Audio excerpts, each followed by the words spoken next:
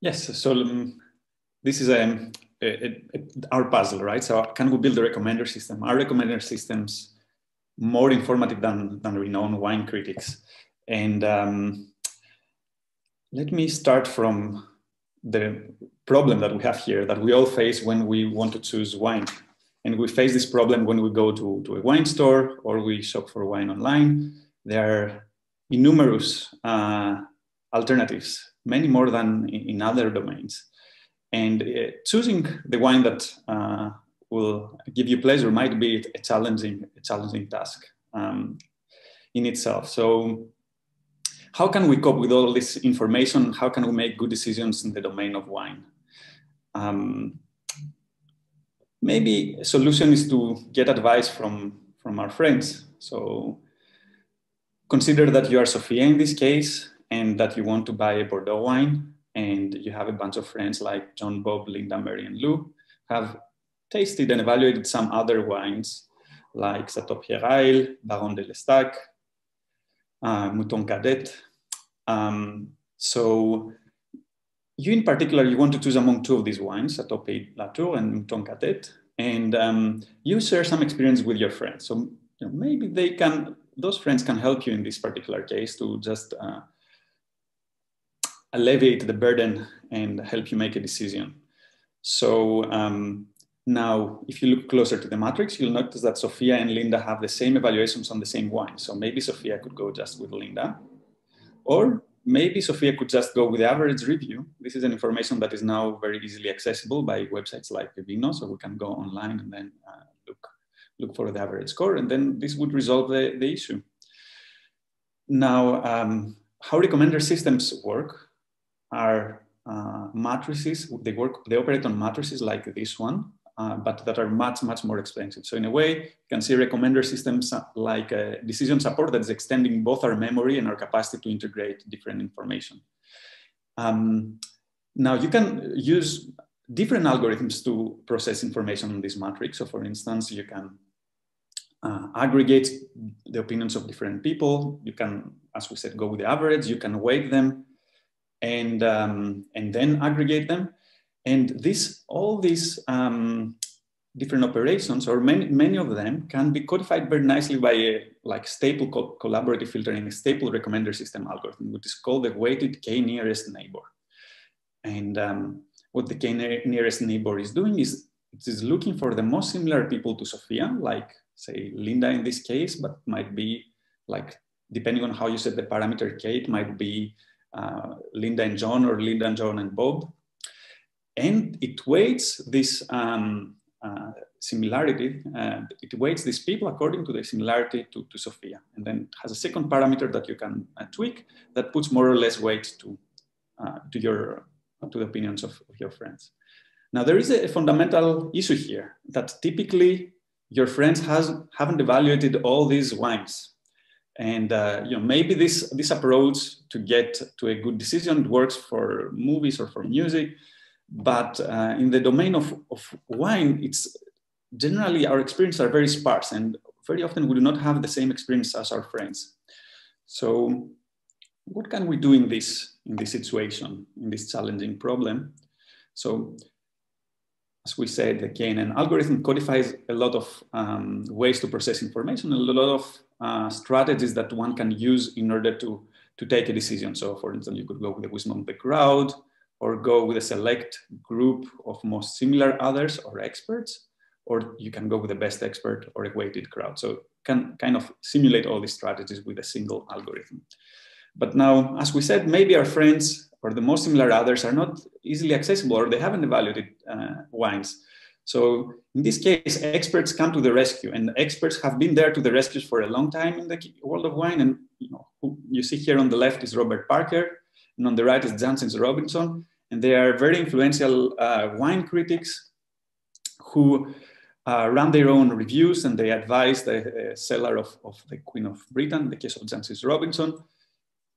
Robert Parker, he has changed the way that wine is made, it is said. So his review has been so influential because it provides maybe clarity and made choosing in this world easier, but also it has affected the way that people produce wine. So wine critics are potentially a solution. They've been trained to evaluate many wines very quickly. So instead of buying a bottle and then drinking the entire thing as your friends would do, and then going online on Vivino and rating it, or just recording this experience, they would they have the capacity and the training to quickly open bottles and evaluate their quality and report their experience. And maybe this information can guide you, can guide your decision making. And indeed, this has been going on since the late 70s, early 80s.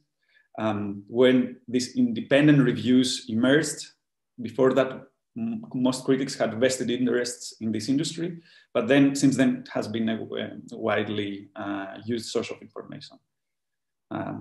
It's worth mentioning that these are professional critics who run websites on a subscription basis, and they make money by actually publicizing their opinion, right? So it is a model that is very different from Vivino, where all the information is easily and freely accessible. Here you have to actually get a subscription and pay in order to get to the information.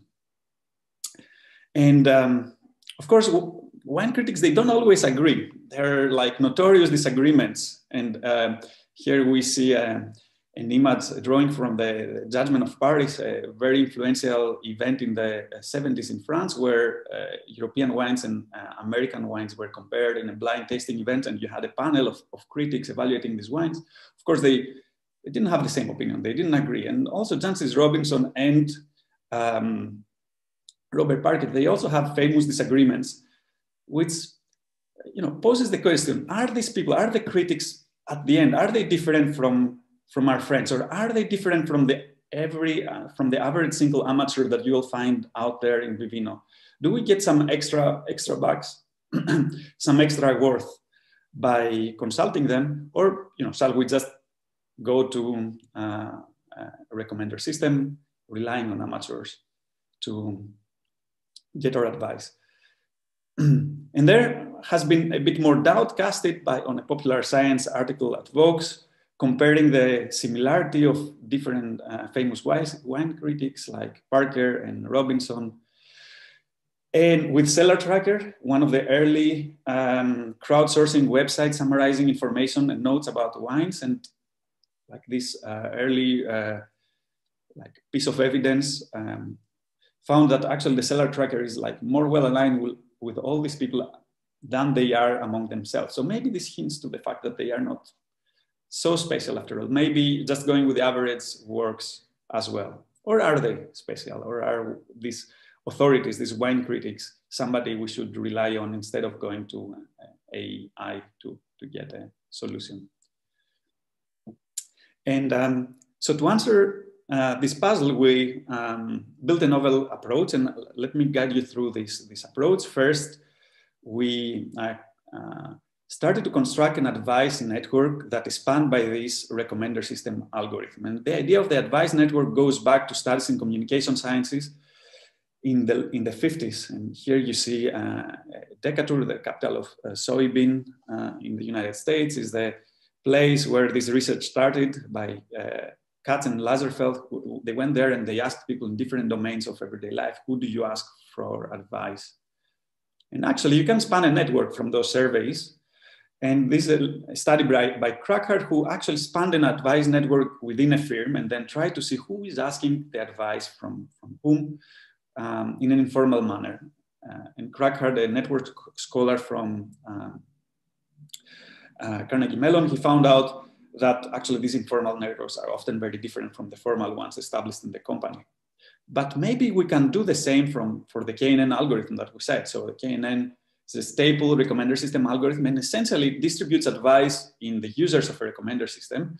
And it also codifies a lot of decision strategies that people can use in their everyday life. So in a paper that we published last year, we did exactly that across different domains of taste. So here we have like preference of people for other people's faces and for jokes. And we can see here the network that is constructed when you span, when you study, when you like reconstruct the KNN advice network. Okay, so So it turns out that this is quite hierarchical, and then you have some people that pop up like experts, like maybe what critics should be on the top of these hierarchies. And here we have a larger set of environments like abstract art and architecture, domains that people tend to disagree a lot. And a second takeaway from this earlier study is that people who have like high accuracy in their predictions, for whom the recommender system can predict very well, they're also the most influential ones. So maybe we can learn something from this insight, and this generic approach can be also transferred to other domains, like in the domain of wine, to understand wine recommendation and whether eventually recommender systems will overtake expert opinions or critic opinions in this domain.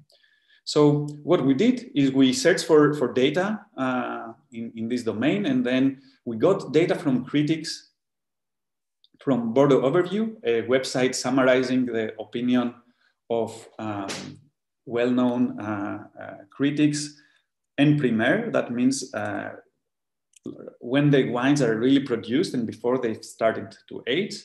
So we got 1,978 wines from here, and we matched them with ratings from amateurs from Vivino. And so Vivino is a Copenhagen-based startup, has been there for a decade, has been now growing very fast, has like many millions wine labels and more than 30 million users by now, more than 100 million wine ratings. So they are really reaching the scale where they have their data has a lot of power, right? And then you can use it for all sorts of, develop a lot of sophisticated approaches.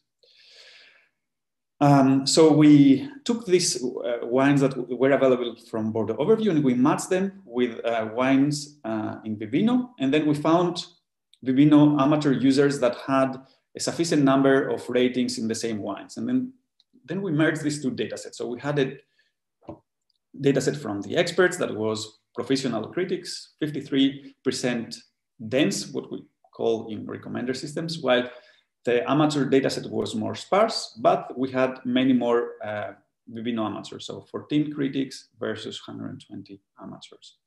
So since different critics use different rating scales to evaluate wines, we use their Z-score to normalize all the ratings. Z-score brings everything back to the normal distribution, and this actually helped us make everything measurable on the same scale. And then we followed the standard routine recommender systems. We used the Pearson correlation coefficient to simulate similarity between individuals. Then we constructed the networks of influence, split the data in a training and a test set using a leave one and out approach, and to evaluate the performance of the algorithm for different individuals, we generate all possible pair comparison, all decisions like the ones that you saw for Sophia, we generate all of them in the test set. And then we aggregate across repetition. So we run this routine 1,000 times in total. Now, it's worth mentioning that we can do that only with the amateurs. We can do that only with the experts. So we can run a recommender system that consists only of amateurs, or only of experts, or that consists of both.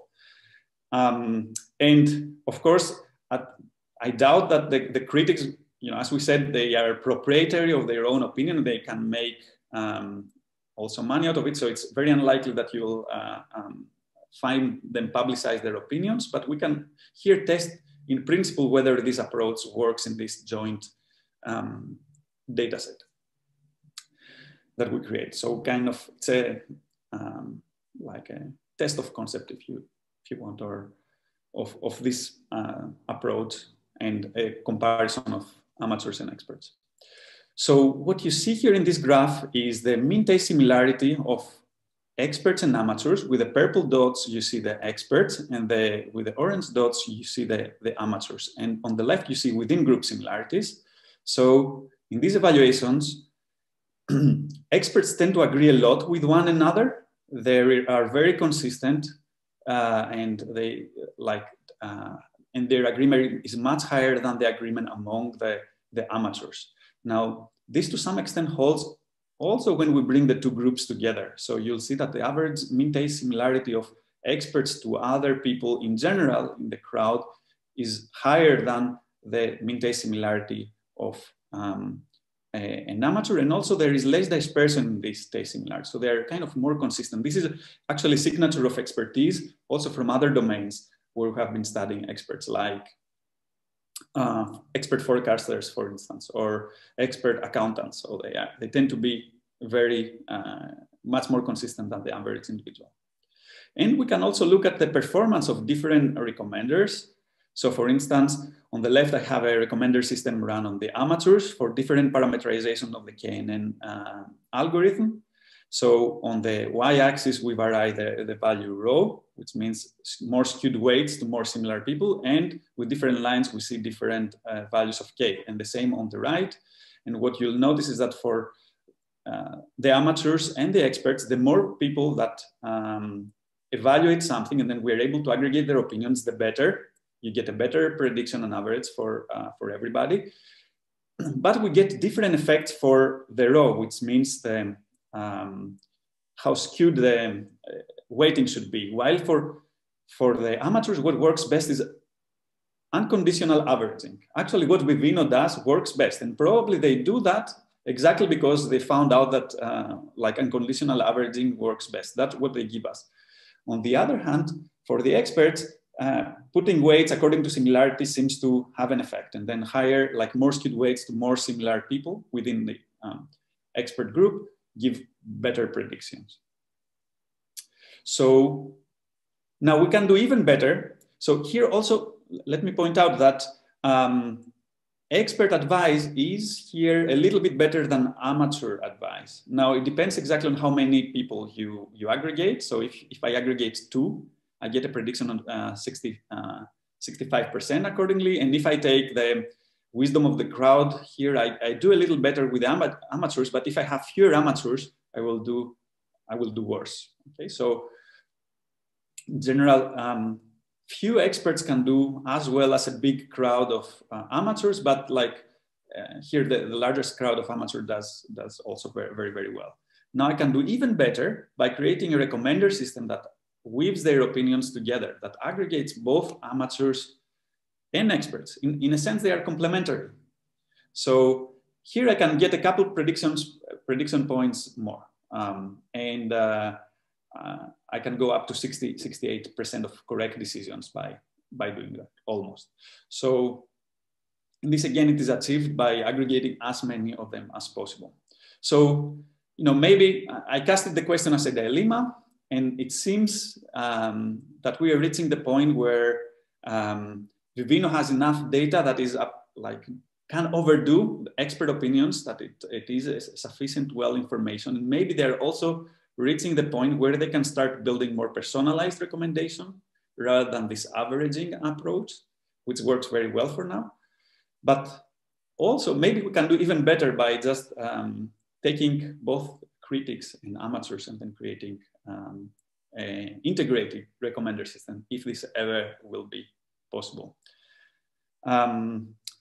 Now, we can span the network of how this joint recommender would look like. And this would help us understand also why there are complementarities between the two groups of individuals, right? So here on the A, you have the potential influence network spanned by the KNN algorithm. And what I mean potential influence is, in principle, if everybody had evaluated everything and there was no sparsity, who would the algorithm seek advice from for target individuals? This is what the potential influence network tells us. In both these graphs, you have the performance of the algorithm encoded in the color for different individuals. And here we report RMSE rather than decisions correct, but like the two measures are very highly correlated. And the arrows that leave experts, they are purple. The arrows that leave amateurs, they are orange. So you'll see that there is a little bit of clustering. Actually, mostly in theory, in principle, amateurs would like to get more advice from amateurs, and experts will get more advice from experts from within this group.